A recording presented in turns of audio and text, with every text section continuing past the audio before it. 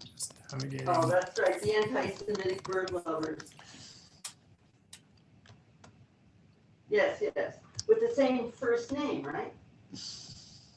Yes.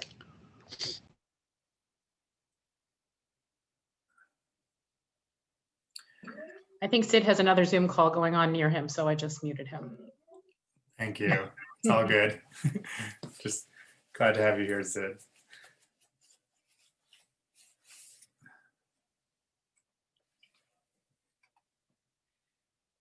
Is everyone excited for tonight's football game? Oh yeah, I think so. No, not Sid. Oh no. My house is. When I first got married, my husband went to U of R, and he had a bunch of friends that still lived here after college. And when we were all young newlyweds, we used to watch the Bills every Sunday.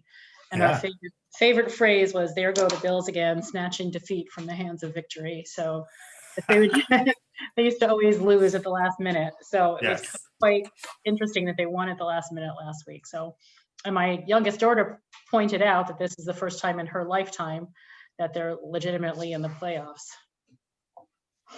So it's kind of cool. So but it's a late game. It's 8 o'clock. Yeah, it is. It's a late game. We still have some movies we were wanting to watch from the break, and we haven't done it yet. So I think that it will be put off another week, or my daughters and I might watch something while my husband watches the ball game, because the Bills tend to do better when I don't watch them, I've noticed. Understood. Okay, Neil. Hello. Yes, and Sid, thank you for using the chat. I'll be leaving that open on my screen so I can follow if anyone, in addition to you, has questions but can't speak them. Sid's a professor who teaches about movies, so that's why he is preferring the movies to the football. I can speak for you, Sid. I love the cinema. I'll have to get a recommendation from him later on what I should be watching. So.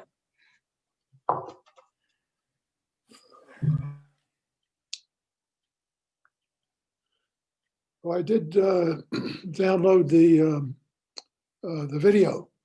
Oh, good. As you saw, I couldn't. Oh no! Yeah, the video I downloaded, my QuickTime player does not recognize, so I couldn't open it up. Does but watching it online from hardware I could do. Okay, so at least it's accessible. It's just. But I couldn't control it. I couldn't move it out to 33 minutes and start from there. I'm sorry. My recommendations for viewing the videos for the 2 units that we're covering today is actually to watch like the first 5 minutes of one, and then to start at, I think, 23 minutes in the next. So to have to kind of watch that far along is not as bad as the 33 minutes. Well, I can start it and play some games for 23 minutes. Right. So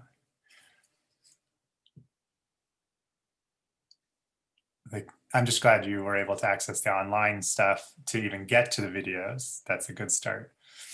Yeah, that was easy with the link that Debbie sent. Good. Do you want to give it just a couple more minutes to see if people from last week come back, and then we can start? And people just sort of came in when they were ready last week. So that's fair. Yeah. And if you remind me, towards the end of the class, maybe we should check in with everybody and see if starting at 1:15 would be, or 1:30 even, would be better. Let me get your code there, Sid. It's going to be, give me a moment here.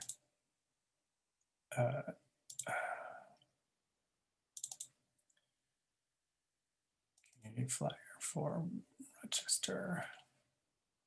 I'm going to put it in the chat because it's lots of letters and numbers.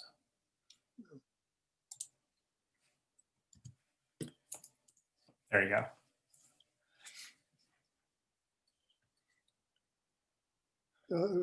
You want to use the link that Debbie sent, you get right in as Rabbi Bitron. And you don't have to, at least with my computer, I didn't have to enter anything. Oh. Just took me right there.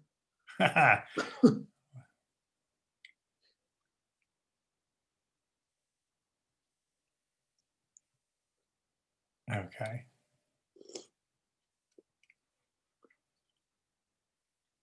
So, well, here's what I'll do as we kind of give people a chance to join us is, oops, I navigated away. Hold on.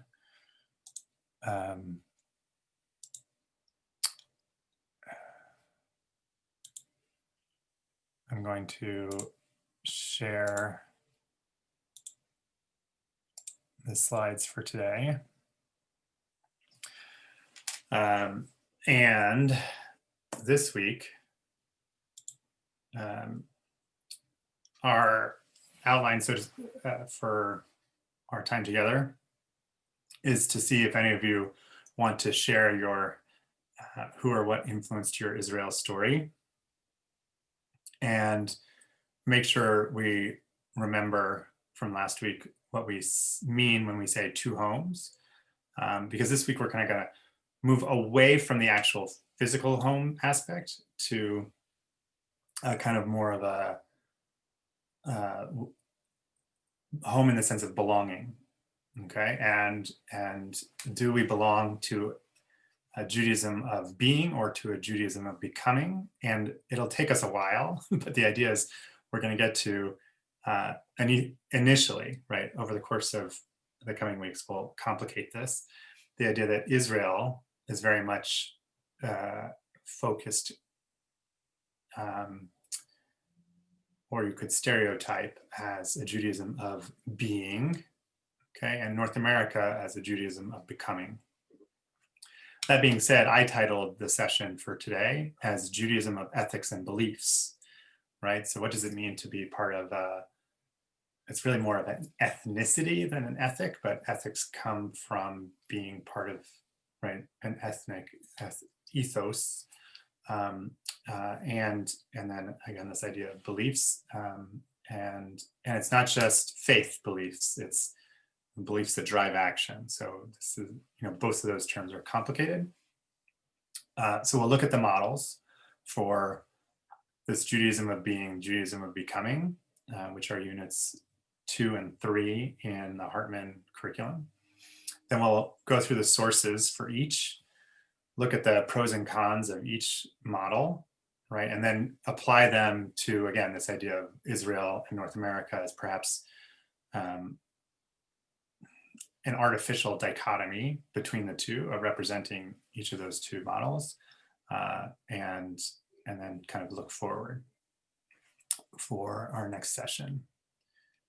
Okay, I'm going to keep going.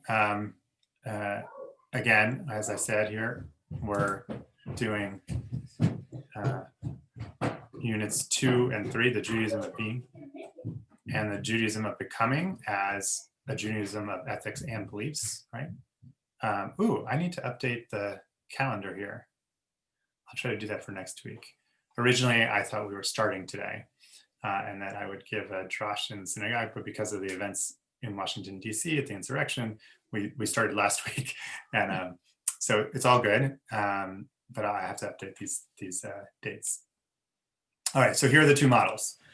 And let me say this too, sorry, that you can see next week is universalism and particularism, okay, which lines up directly with unit 4. So what I'm going to introduce today actually isn't just this being and becoming or ethics and beliefs, but it's also like, how does that tension introduce this thesis antithesis, this sort of divide between universalism and particularism, and we'll match each side with the correct term. So here is a kind of broad stroke way of thinking about both of these kinds of Judaisms. The Judaism of being okay, is about being part of the Jewish people, sort of by birthright.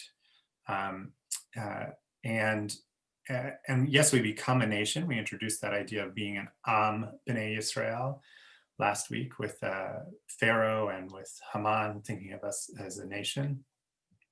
But really the story of Genesis, right here, this idea of Genesis Jews, is the outgrowth of Abraham developing this relationship with God, and then the family writ large, right? So Abraham and Sarah and all of their household, right, being sort of the first Jews, and their children and their children's children, and so on, very much as a family. And throughout the ages, right, King David, his grandmother or great grandmother, I'm a little confused about, I think it's 10 generations actually, Naomi, right, was not Jewish at all. She converts, right, but she becomes such a part of the Jewish people, right, by her ethnic affiliation, by marrying in, that like her progeny includes a king of Israel, right, a king of the Jews.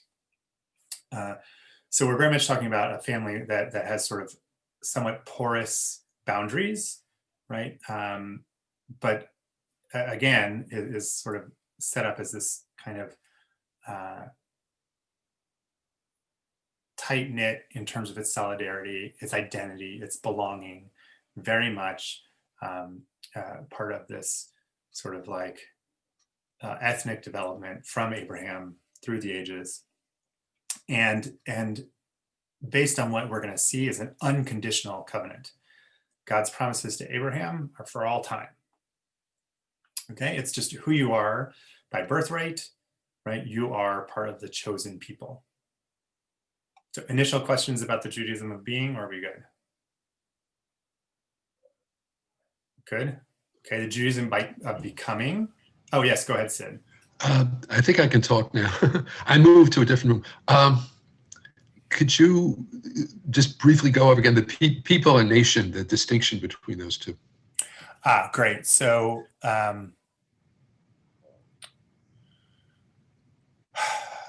we're gonna complicate that division in a little bit, but actually not in a little bit, towards the very end.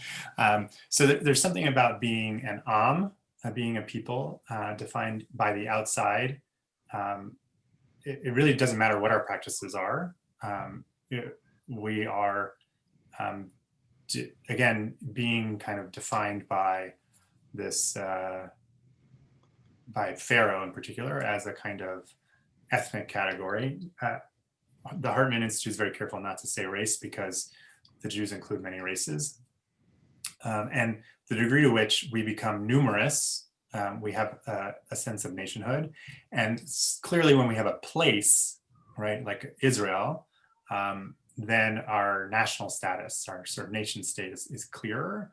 But it held true even when we were in exile. So we were part of a Jewish people, and nation is almost interchangeable on this sort of ethnic basis, right? And when we get to many weeks from now, the issue of dual loyalties, this is going to come back, right?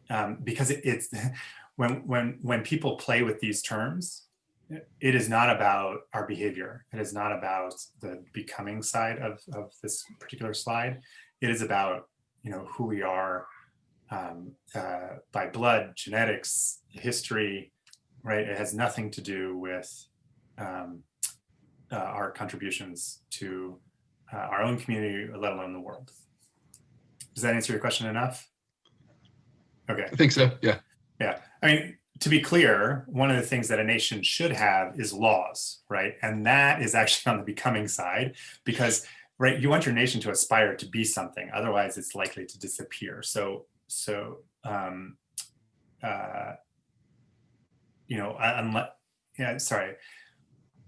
In the context of any kind of external conflict, a nation will disappear if it doesn't have something to aspire to, and it might even just kind of fizzle if it doesn't kind of have some sort of mission. So the Judaism of becoming is much more of Judaism as a religion, a set of beliefs and practices, which in our case is the Torah given at Mount Sinai, 613 mitzvot, commandments. They give us this mission that like gets new language that we're going to see in the sources, to be a holy people or to be a light unto the nations, right?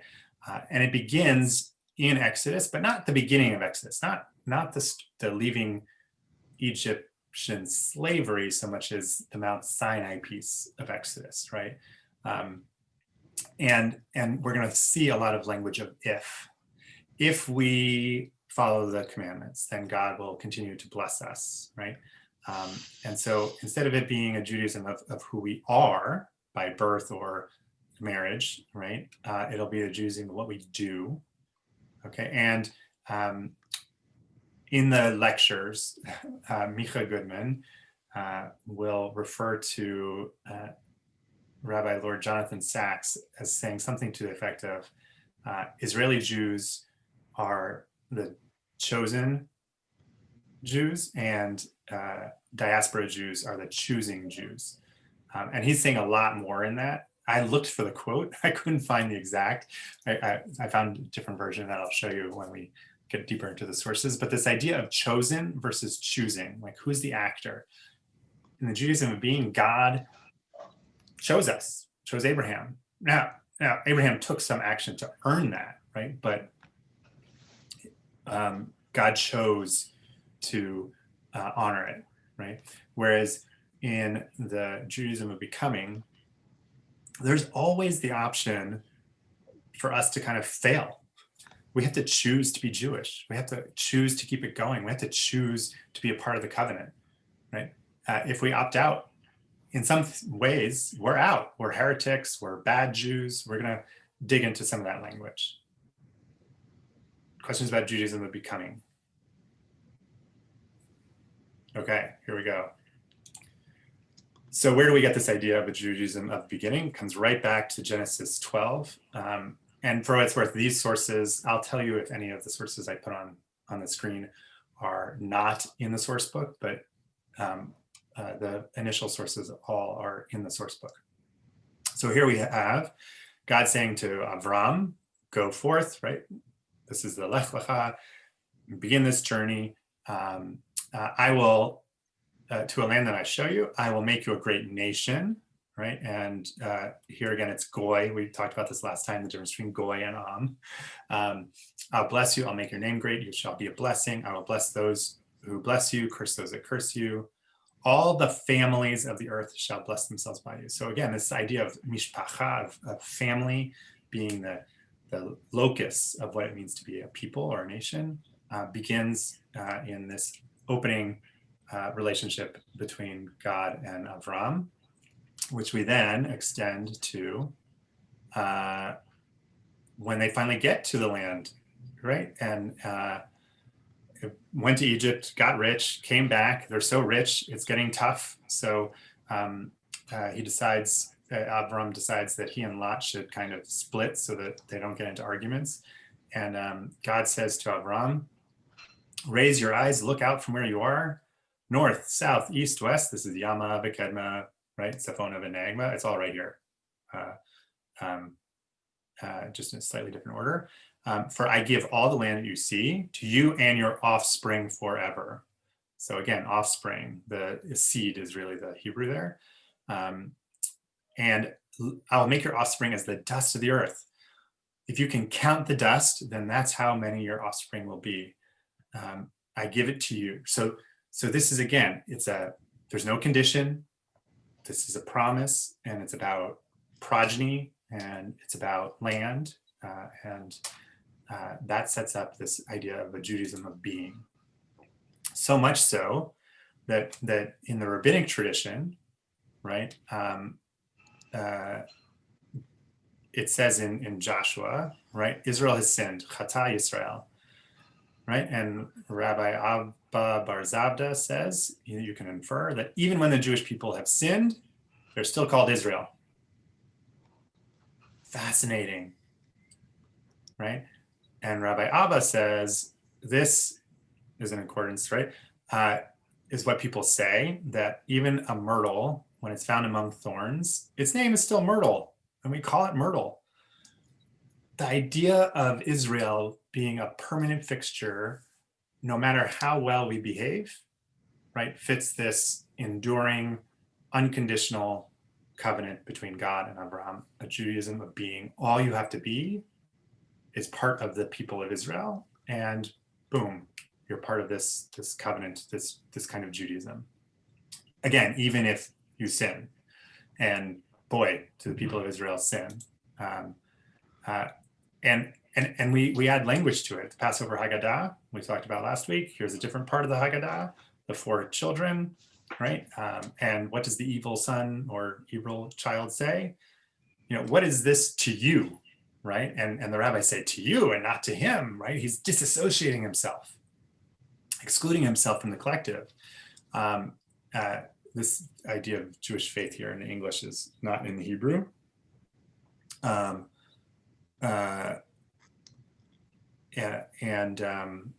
So you're supposed to kind of knock him on the teeth and say, for the sake of this, did God do this for me in my going out of Egypt? Because we're obligated to see ourselves as if we went out of Egypt, right? For me, but not for you. If you had been there, you would not be saved, right? So like, again, as long as you associate with Israel, you're part of it. And that association doesn't have to be about particular behaviors. It's strictly, do you want in or not? I have to go to the source book for this. So I'm sorry, I couldn't like just copy and paste from a website. The Tzitz Eliezer, and this is Rabbi Eliezer Waldenberg, who was the chief rabbi of an ultra-Orthodox Israeli high court in the 1960s. So what does he say? He says, wait, I have to stop sharing and share new. Share. Now we're going to share here.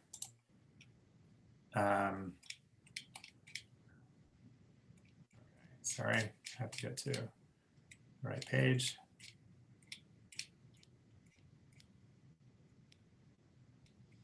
This text here. Okay, so a case came before him regarding a woman who had Jewish parents, and she submitted a request to the Orthodox court in Israel saying she wants to come back to Judaism. What? What does this mean? So she explained that she had converted to Christianity in the Anglican Church because she wanted to marry someone who was Anglican, and now she expresses complete remorse over her actions. Right? So what does the chief rabbi do? The rabbi known as the Tzitz Eliezer, he says, very clear. It's obvious and simple that according to Jewish law, a Jew is in no way capable of freeing him or herself from the bonds of the Torah and severing ties and the roots of his or her connection to the Jewish people. You can't become un-Jewish. Now, you can hang out with the Christians and you can like pretend you're a Christian, but you're always a Jew. Right? And so he says a Jew's fundamental connection to the Jewish people is founded on the fact that he was born to Jewish parents, or more accurately to a Jewish mother. It's therefore a central principle of our religion and our Holy Torah that no one of the offspring of Jacob can escape from it, voluntarily or involuntarily. Against his will, a Jew remains a Jew, connected to his religion of Moses, with no recourse to free himself from it. How did this apply to Spinoza? So you're asking a great question. The Judaism of becoming allows for heresy. The Judaism of being that's being referred to here is that she doesn't need to convert back. Just to be clear, Spinoza is a famous case. Thank you for raising that challenge.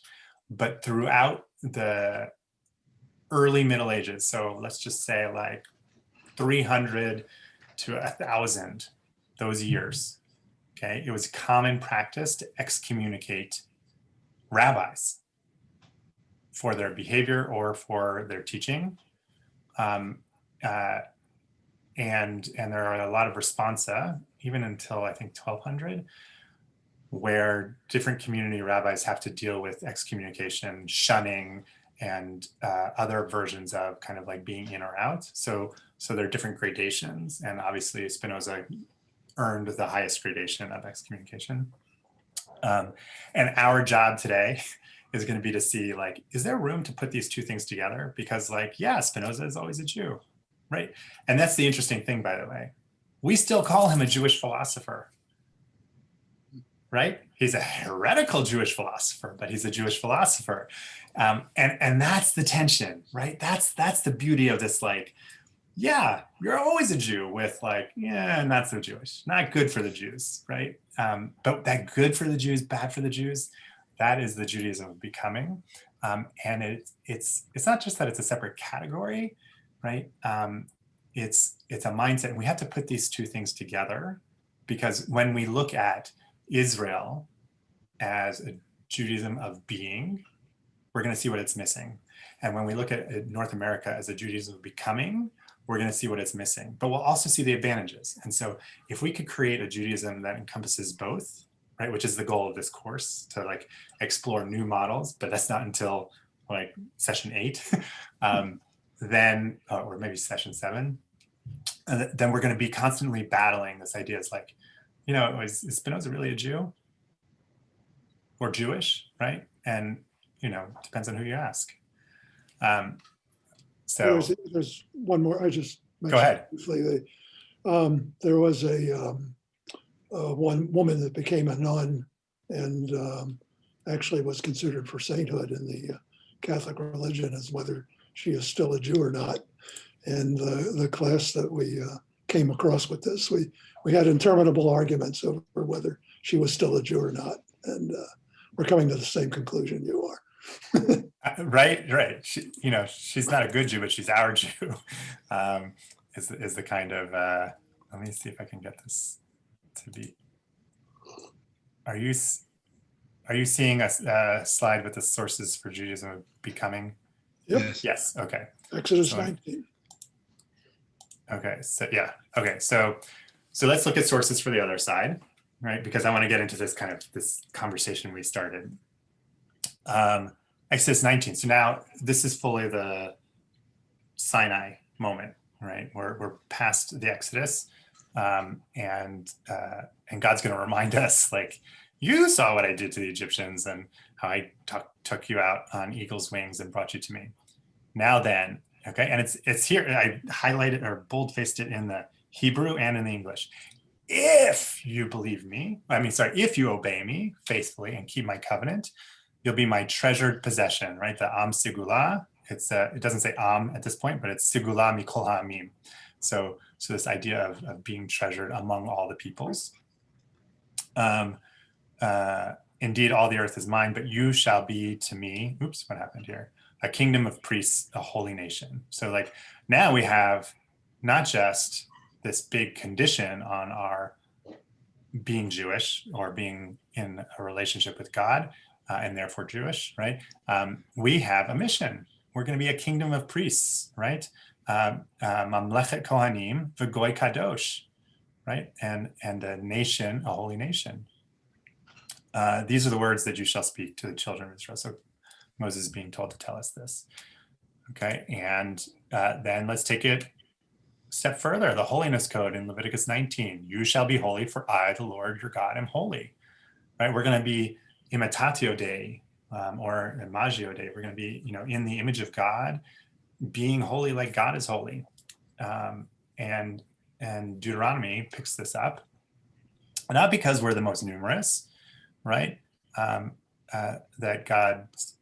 the Lord set God's heart on you and chose you. Indeed, you are the smallest of peoples, but because the Lord favored you and kept the oath God made to our. And so, okay, now we're going back to that Judaism of being bought, right? Sorry, oops, I did that wrong. Hold on. Rescued you from the house of bondage power. Oh, this actually, I apologize. This should be in the other category. And Deuteronomy does go back and forth between the two models, which is part of our tension. So here we're back to the Judaism of being, right? God chose us because, right, God was keeping God's promise. And then it's going to shift. I'm not going to have the text here because it wasn't part of the packet.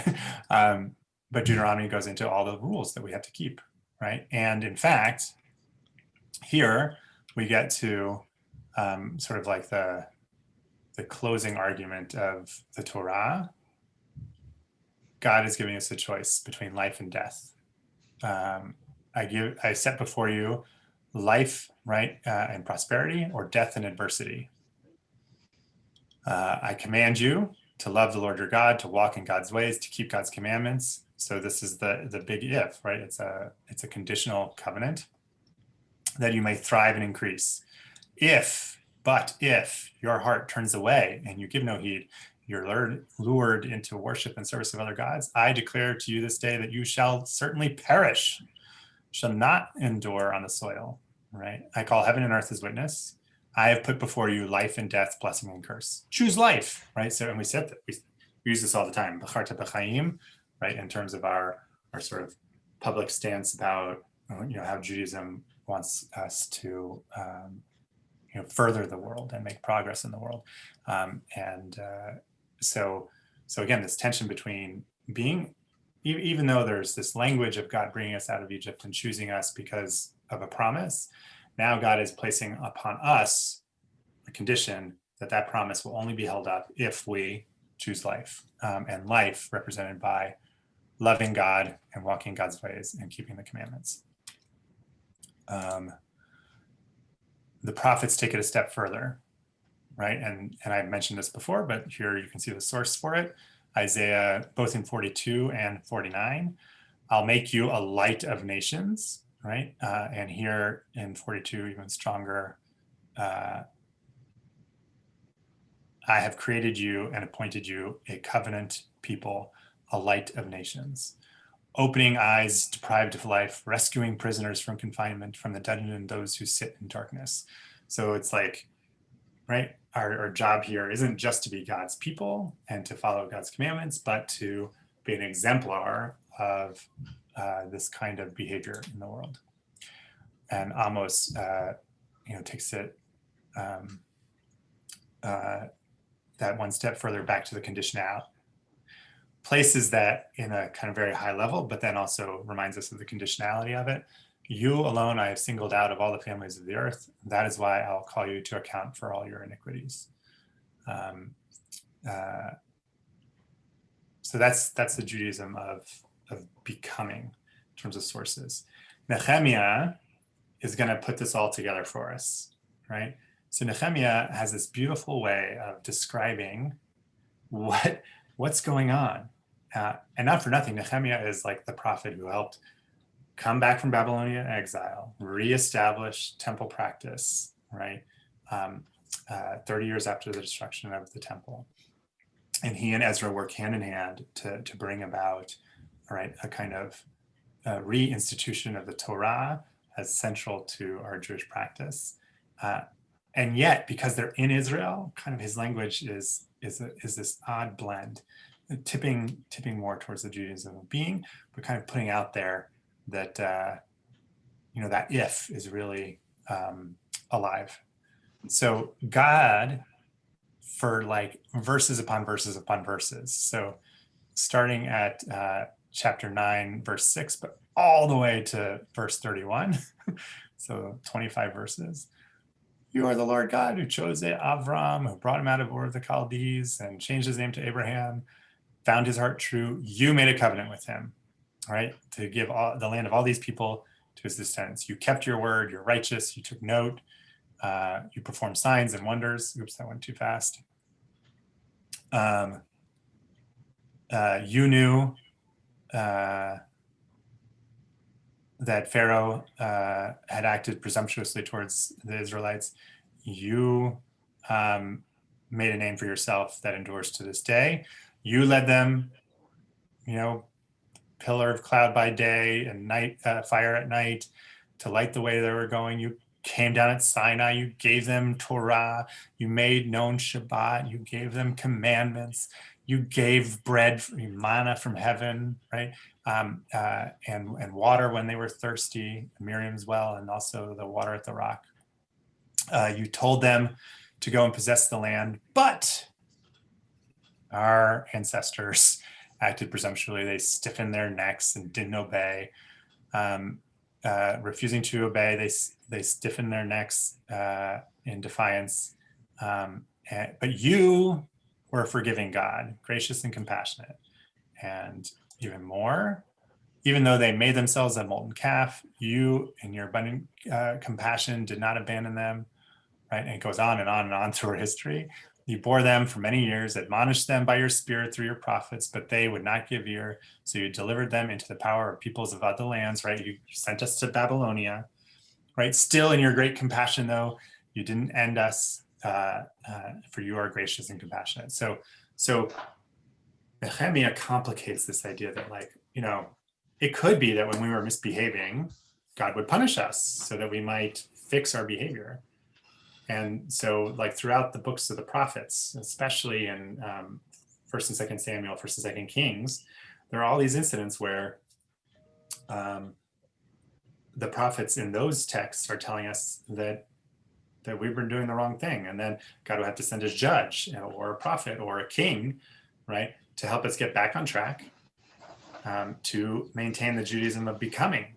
But throughout all of that, Nehemiah says, the Judaism of being endured because of God's enduring love, grace, compassion. So question about our text sources kind of laying out this sort of possibility of both being very active ways of identifying. Well, God did exact some retribution from the golden calf. Yes. You know, and what's interesting is less so the golden calf than, although that's a sort of tipping point, you could argue, than the rebellion of Korach and Datan and Abiram, and the whining for food and meat in particular. You know, only 3,000 Jews participated in the golden calf, right? The text makes a really big deal out of it because it is a big emotional deal, but only 3,000 out of, you know, depending on how you do the numbers, 600,000 men of fighting age, right? And the text goes out of its way to actually say that the women didn't actually participate. The men wanted their gold earrings and whatever else. And they said no to build this golden calf. So, like, the men got the gold, you know, through other means. So, but anyway, 3,000 did the golden calf. But, like, by the time you get to Korach's rebellion, Datan and Abiram, and the quail and this and that and the other, you know, and just 40 long years, right? A generation who was once slaves has to die off, right? So God is clearly, I think, you know, yes, getting some kind of retribution or admonition. But it's interesting if you do the actual numbers, right? It's the numbers were not so big in any one particular moment. It's the composite. And again, the way we tell the story is that it was huge. It was like the worst thing ever. And if you watch the 10 Commandments movie, right, it seems like it's everybody. So the Cecil B. DeMille captures the story part of what we're trying to do. And again, like we said last week, the stories we tell are more important than the facts, right? Because they give us that message. Okay, so let's look into the pros and cons of each of our two kinds. The Hartman Institute kind of plays out both in the lectures, but also in the materials that they prepare for leaders like me. This idea that, you know, when you are engaged in a Judaism of being, like, pretty much everyone is accepted. You, again, right? Someone who marries out is welcome back in. You could pretend to be Christian. You could actually be Christian, but you're always a Jew. It's permanent. It's inviolable. There's judgment is not really a big piece of it, right? Like, your bad behavior you're still a Jew, right? You're my bad Jew, maybe, but like, I'm not going to call you bad because like, that's not what we're really talking about. And in that context, there's a lot of tolerance, which is different than multiculturalism, just like for what's very tolerant, like your bad behavior, whatever, you know, like I wish you didn't, but you're still part of it. And this idea of care and protection, you know, either that we care and protect each other, or right, God is going to, as Nehemiah represented, kind of always, you know, even when it's really bad, there's a small remnant of Israel that God is going to save, because of the enduring promise. On the other hand, like, yeah, our morality looks pretty pathetic, right? Because we can do all kinds of bad things, and like the consequences for the whole people are minimal, right? Again, for those 3,000 Jews, it was terrible. For anyone who gets harmed by people doing the wrong thing, it's pretty bad. And what it means to be a Jew is kind of like, I don't know. It's a thin identity. It's like, that's who I was born to be, or it's where I grew up. And sometimes that's enough, right? Particularly under duress, right? When there's threats from the outside, then like being Jewish means a lot, right? Like, because you have to kind of gather the troops. Does it provide for continuity? Yes, but like more from people being allowed back in than necessarily like having strong traditions that carry one generation to the next.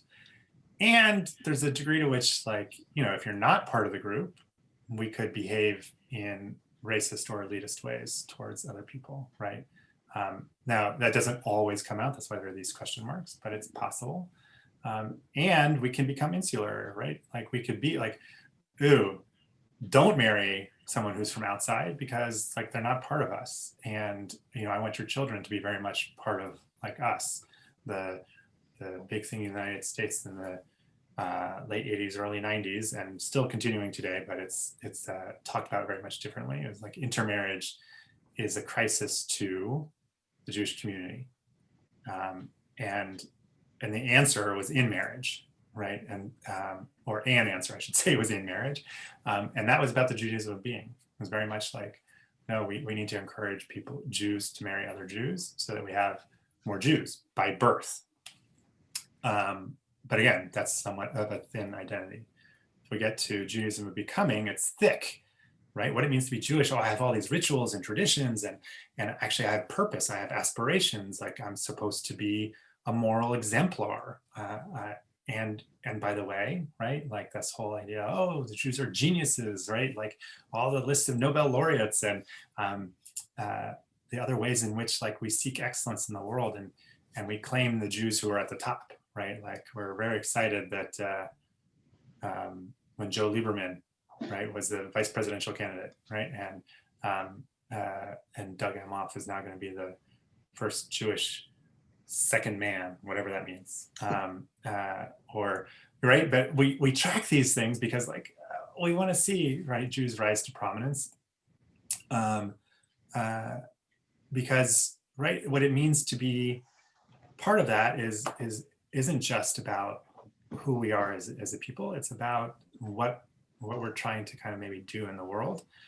We might fail along the way, right? We may not keep the covenant. We might have to kind of fix our behavior. We're going to call out the bad Jews, right? And we're going to focus on the good Jews. Is somebody's behavior good for the Jews, bad for the Jews? We're going to have that conversation because it's very much, right? Are we keeping the commandments in some form or fashion? Are we upholding our tradition? And that is all about effort. So that's just like a broad stroke of the pros and cons. And then we can make it more complicated. So let me just pause. Pros and cons. Do you see these two models and kind of how they might provide some sort of tension before I apply them to America and then to Israel? Yes. Okay. So, go ahead, Sid. I shouldn't do this, but I read a paperback book from the 1950s with old Jewish jokes. And one of them, and I don't remember the characters, but it's supposed to be a true story, who knows, but it was a famous Jewish macher from the early 20th century who had converted. And he's walking down the street with another famous Jew who is still Jewish. And they're both well-known characters. I don't remember the name. Anyway, and the other guy's a hunchback. So they're walking down the street, and the macher says, "Oh, you see that shul over there? Did you know I used to be Jewish?" And the other guy says, "Yes, and I used to be a hunchback." So that's your it. Jew. Yeah. That's it. I like that, you know, and it's also the shul I don't go to. I'm just gonna, let me see. Yeah, I'll jump to Philip Roth, who, like, you know, you said paperbacks and 1950s, and Operation Shylock is much more recent, but like this piece just captures like all of that and more. So we'll jump to it. Why couldn't the Jews be one people? Why must Jews be in conflict with one another? Why must they be in conflict with themselves? Well, it's because divisiveness is not just not just between Jew and Jew, it's within the individual Jew. Is there a more manifold personality in all the world? I don't say divided. Divided is nothing, right? But inside every Jew, there's a mob of Jews. The good Jew, the bad Jew, the new Jew, the old Jew, the lover of Jews, the hater of Jews, the friend of the goy, the enemy of the goy, the arrogant Jew, the wounded Jew, the pious Jew, the rascal Jew, the coarse Jew, the gentle Jew, the defiant Jew, the appeasing Jew, the Jewish Jew, the de-Jew Jew. And there you go, that's your hunchback, right? Shall I go on? So I have to expound upon the Jew as a 3,000-year amassment of mirrored fragments. Is it any wonder that a Jew is always disputing? He is a dispute incarnate. And I have to tell you what I love about this isn't just this sort of like, you know, that's all in one paragraph. Like, that's good Philip Roth, right? I mean, it's missing some of his other very Rothian kind of commentary and perspective, but like this idea that within each Jew, we have multiple Jewish identities and we love and hate ourselves and we're arrogant and wounded and right. All this, like, yeah. And that is what happens when you have a Judaism of being that's automatic, you're chosen, right? And you get to choose whether or not you're Jewish, right? Are you going to practice? Are you going to practice well? Are you going to practice poorly? And when we put that all into one person, right, it's really complicated. And so again, part of our larger mission is to see, like, can we help find a bridge between these models so that it's not just inside us, but it's in conflict, right? But it's somehow synthesized. I will say to you that I don't know that we have, you know, let alone one answer, many answers. I don't know that the synthesis actually exists, but talking about it, you know, may help us get there. The one other thing about this text that's important to recognize is that Roth articulates very well an American phenomenon, which is that this is all internal, right? So in Israel, they argue about this to each other in their faces. Like, I don't know how much time you spend with Israelis, but they like to get like, I'm going to tell you what I think of you, right? And they may also be having the internal argument, but like they are much more happy to have it right here in your face. And they don't take it personally, like they're used to it. So I'm gonna back up to use Rabbi Sachs for this bit about you know, Israel and the diaspora. And again, how do I say this? In terms of the lectures and the videos, right? Daniel Hartman lays out the text and lays out this idea of the Genesis Jew and the Exodus Jew. And there are actually excerpts from a forthcoming book. You can tell one chapter is Genesis Jew and the other chapter is Exodus Jew. And that's in your source book as background reading, but it's like 15, 20 pages each. And I don't know that you learn a whole lot more than the idea, okay? But when you get to the Judaism of Becoming, to the Unit 3 lecture, when you get to that interview at the end, there you find an Israeli scholar who's a scholar of secularism in Israel, and a North American Orthodox female, she's she's not a rabbi, but she's just shy of it. Okay, so she has PhD, but she's like served as kind of paraclergy in the modern Orthodox world. And they're kind of teasing out North American versus Israeli thickness, thinness, and the tension. She names that idea based on the scholarship of Arnie Eisen, the past chancellor of the Jewish Theological Seminary, in his book, The Jew Within, right? That like Judaism today is like, he and his co-author call it Sheilaism, right? It's like, my Judaism is sort of what I choose to like reflect my interests, right? And how can it be sort of a Judaism that expresses who I am, right? It comes very much from the inside. It's an interior Judaism. And that doesn't work so well in the Judaism of being, right? It's an interesting, anyway, let's do this and I'll come back to the idea of the Jew within that I think Philip Roth kind of teased out in a way that is able to be external, but right, really lives within us. So Rabbi Sachs, I said I couldn't find the exact quote from Micha Goodman, who's part of the interview at the end of the Unit 2 lecture. That if you want, you can watch, obviously, but I don't think it adds that much. So Sachs says this idea, and this goes back to that question I think, Sid, you asked about people versus a nation, okay? So Sachs is going to complicate that for us. At Sinai, the Israelites were transformed from a community of fate, the chosen people, okay? The Judaism of being, the covenant with Abraham that's everlasting, into a community of faith, a Judaism of becoming, Judaism that's conditional based on, right, the covenant at Sinai.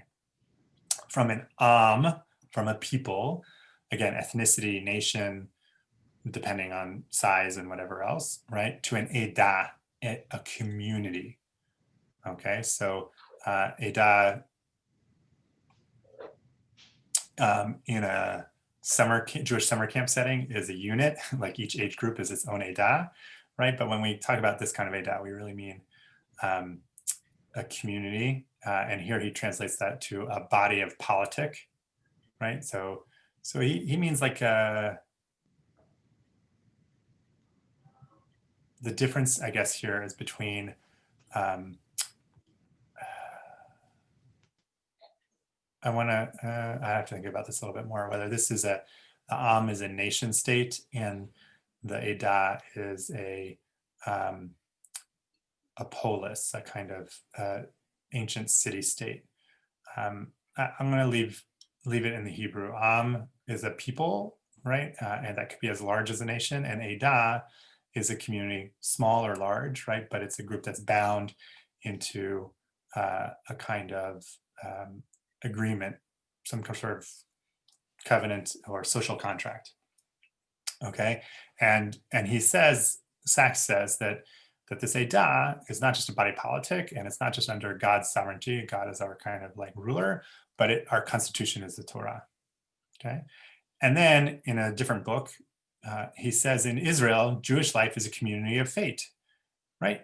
You're born in Israel, not of Arab descent, but of Jewish descent. You're Jewish. You're part of like, you're going to be called up into the army, right? And you're going to serve. You're going to be part of the community, right, of Jews. And from the secular to the pious, you're going to suffer equally in war and terror, right? And you're going to benefit equally from prosperity and peace.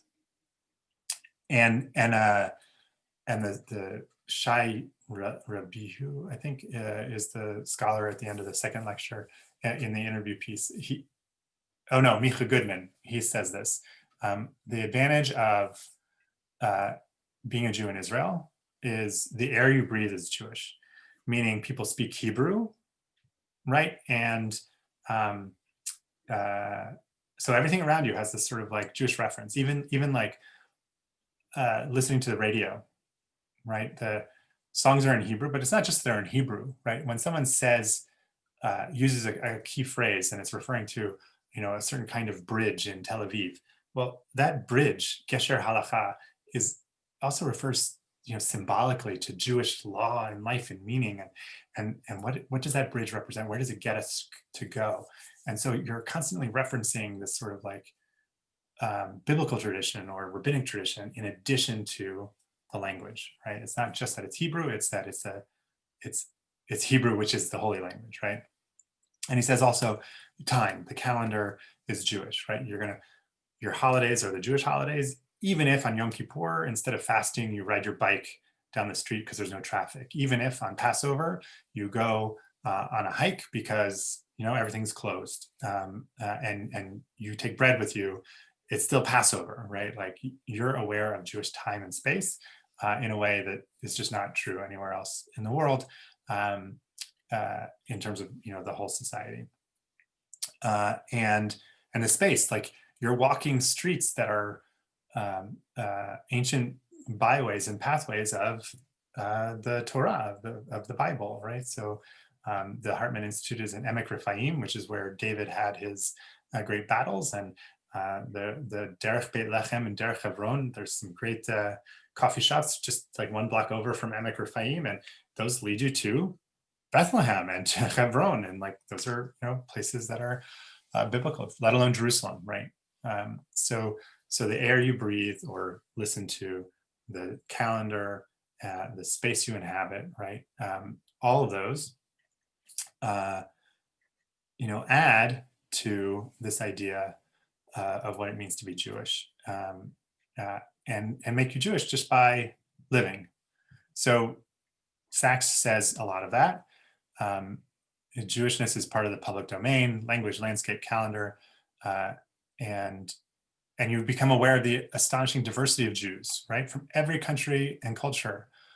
So again, right, it's not race; it's an ethnicity that knows almost no boundary, right? Ashkenazi Jew, Sephardic Jew, Mizrahi Jew, Yemenite Jew, Moroccan Jew, right? Like, and I know a lot of those Jews are considered Mizrahi, but like the idea that we could be Jews from all over doesn't matter, especially in Israel, right? And by the way, right, Israel's going to rescue you if you're in trouble. If you're Ethiopian Jews trapped in Ethiopia, if you're Russian Jews trapped in the former Soviet Union, or when it was the Soviet Union, Israel's going to try to come to your aid. And at the same time, he says, right, that Israel gives you that community of fate, of chosenness, of being chosen. Sorry. It's equally important that Israeli Jews spend time in Jewish communities of the diaspora. Why? Because there in the diaspora, Israeli Jews can discover what it is to live Judaism as a covenant of faith, as something that we choose, that is an expression of depth and consideration, right? And to give sort of more poignancy to that choice, I'll go back to, this was my initial next slide before we skip to Philip Roth. Michael Walzer looks at the Jewish political identity, and he says, really interesting, right? Jewish advocates of cultural pluralism invented the idea of hyphenated Americans. I don't know historically if that's actually true, like if African American came out before Jewish American, but I vividly remember in the 80s, being asked, am I a Jewish American or an American Jew? Because the hyphen was going to be present, right? We are both, right, religiously American Jews and nationally Jewish Americans, right? We are American as a nationality, we're Jewish religiously, and we pretend that we're like other American Catholics or Italian Americans. So right, we're religious and we are national. But the analogy doesn't work in either case, he says. Many American Catholics, for example, are not Italian. You can be Irish Catholic, right? And some Italian Americans are not Catholic, right? While our religious and national identities continue anomalously to coincide. Even those who aren't personally religious are Jewish in both of these senses. So Jewish Americans have to struggle with this identity because on the one hand, we like that Judaism of being, right?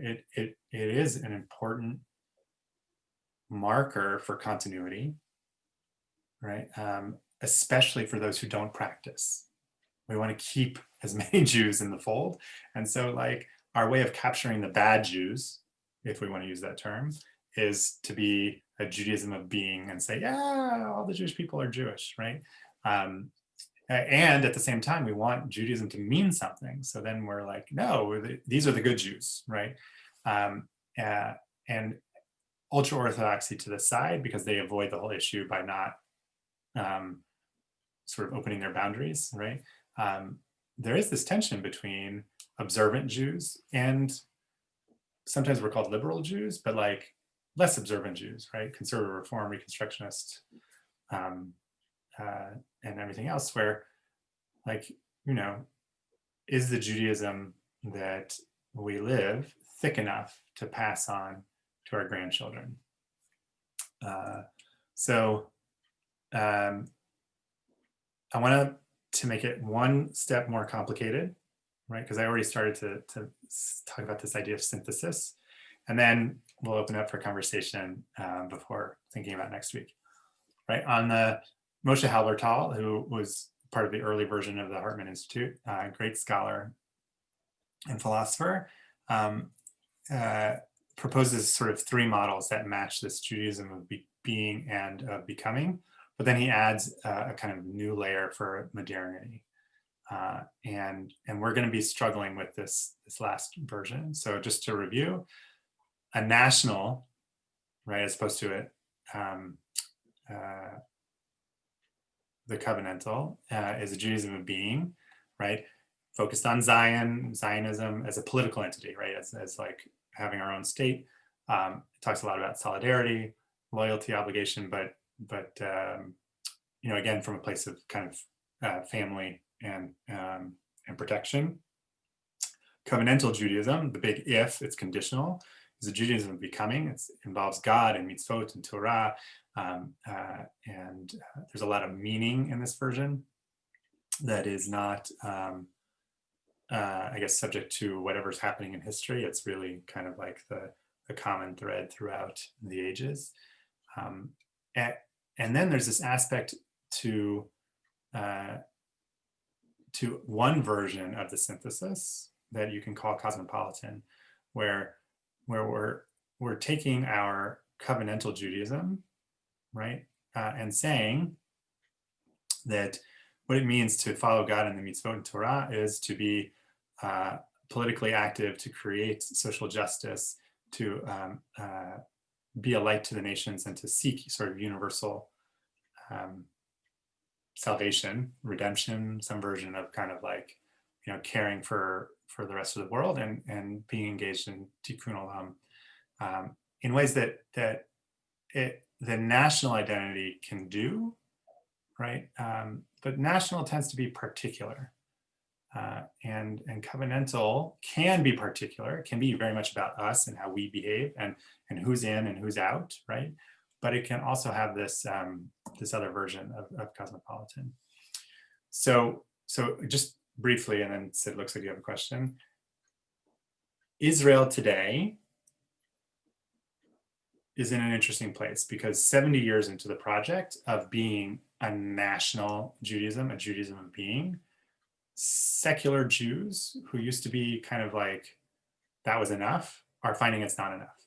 And they're engaging in all kinds of learning. Not God. They love when you take God out of the text, right? Or treat God as a character and not as like some kind of supreme being or covenantal actor. But they want the thickness of a tradition and a sense of peoplehood that has like richness in literature and the arts and some kind of meaning and content to life cycle events and to marking national holidays in ways that they recognize that like they can't leave solely to those who are religious, right? because there's something really sort of like important about that. And North American Jews, by contrast, right?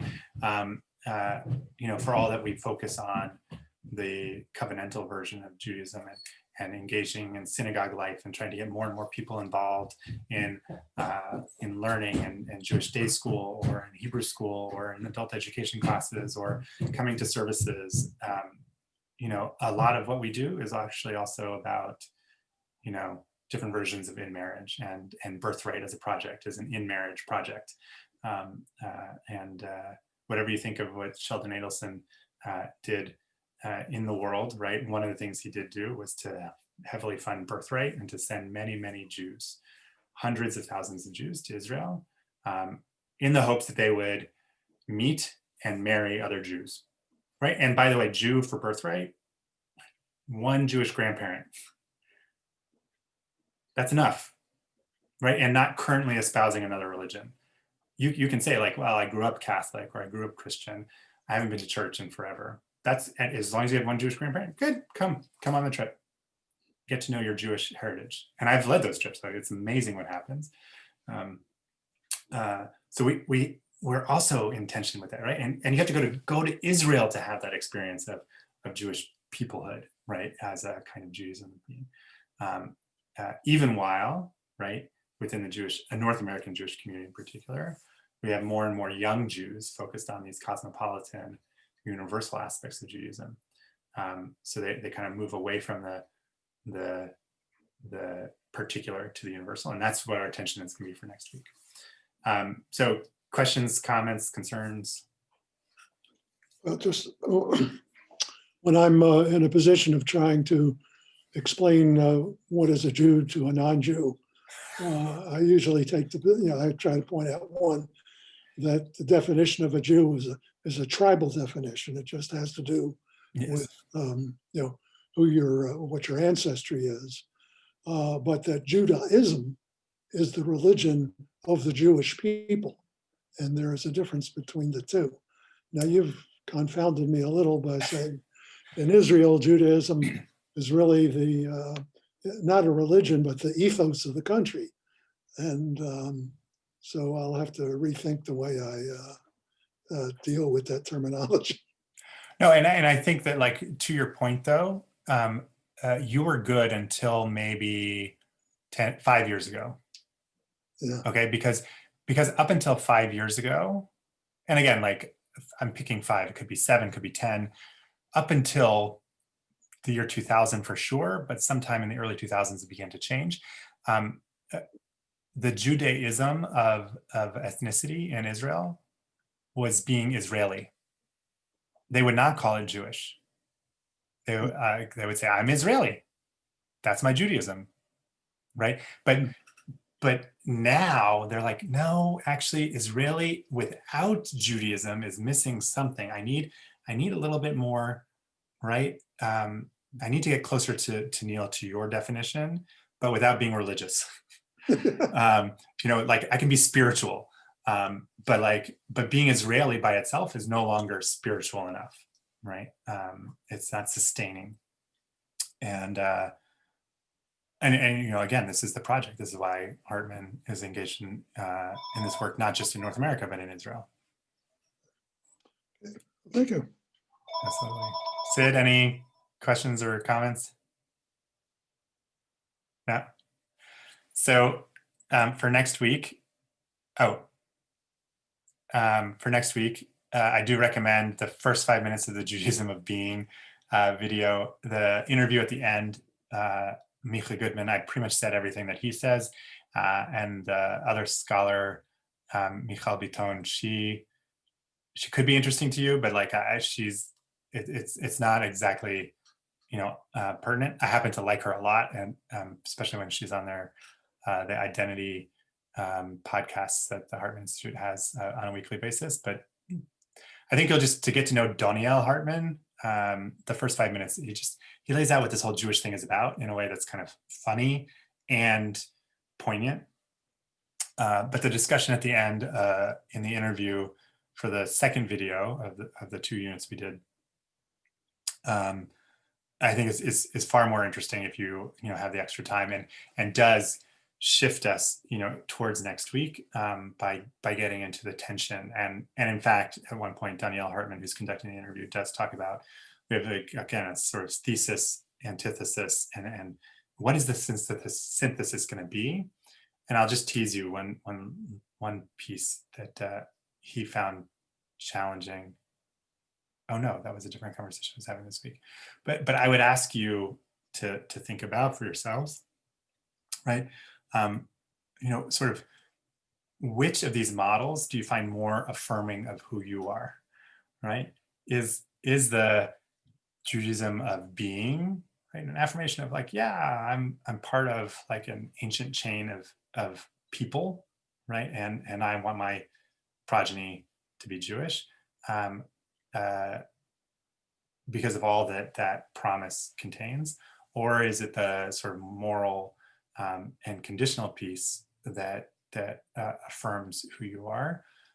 Because again, the North American expression of this tension is what we feel inside us, and the Israeli version is what we put out to everybody else. And so when we get to Universal in particular next week, we're not necessarily going to come back to that exact thing, but that's going to be a piece of this struggle of like, when we speak as a Jewish community or as a member of the Jewish community, or when we think of ourselves as a Jew in the world, right? How in North America do we behave, universal versus particular? And in Israel, how do we behave, universal versus particular? So I'll leave you with that kind of thought. We had 1 or 1:15. Great question. So I'm asking you, like, it doesn't make a great deal of difference to me, but it seems like, if that extra 15 minutes would give you a chance to eat, and you think some of your peers who didn't make it this week would be more likely, I'm happy to. Debbie has a better sense of that than I do. Yeah.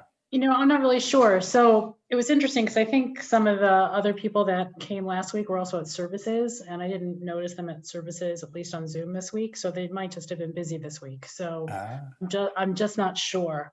So, but I know that we got some publicity out this week, and I will send this material to the same people who came last week also. I did an email to everybody who I could remember that came last week. Great. So, so maybe in that email, ask if people would prefer to start later. Okay, that sounds good. I'll do that. Okay, and yes, Sid, you're on mute, I think.